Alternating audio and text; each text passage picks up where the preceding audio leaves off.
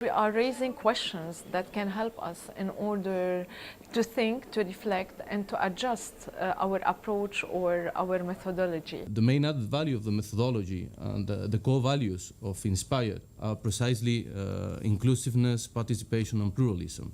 So there is what we call the collective assessment phase. The second phase is then the main dialogue phase itself. The third phase that we proposed is, we called it monitoring and alignment.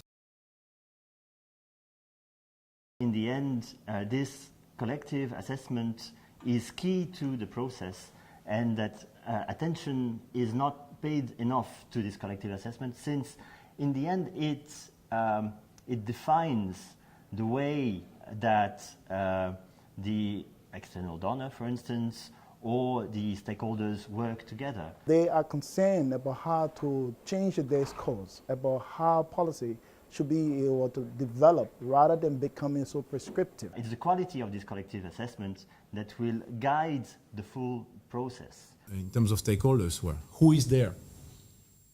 What is their interest? How can we define their interest? What is it that they want to achieve? Or how could we define success or disinterest in terms of objective of these groups? What is their power? Or what is their capacity to represent themselves in any process? So you need to actually identify local talent and local capacities and then strengthen those, which is what has been missing, to be honest, also from the UN side a lot. The process is almost as important as the result. There's a deep need and desire in our societies to help people to talk.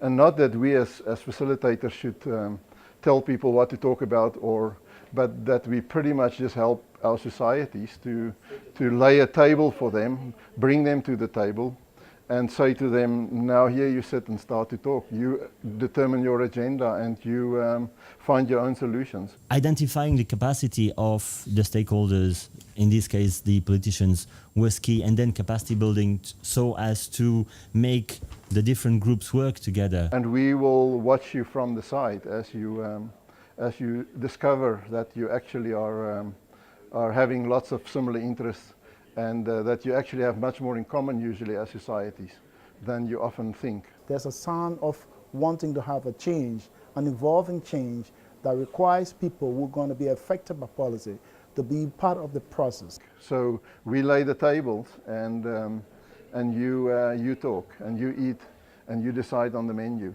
What we have to do is to look at the dialogue and policy influencing process as a seamless spectrum of activities, starting from building trust, getting the major stakeholders on the board, having the methodology of influencing the policies and getting the outcomes that we have.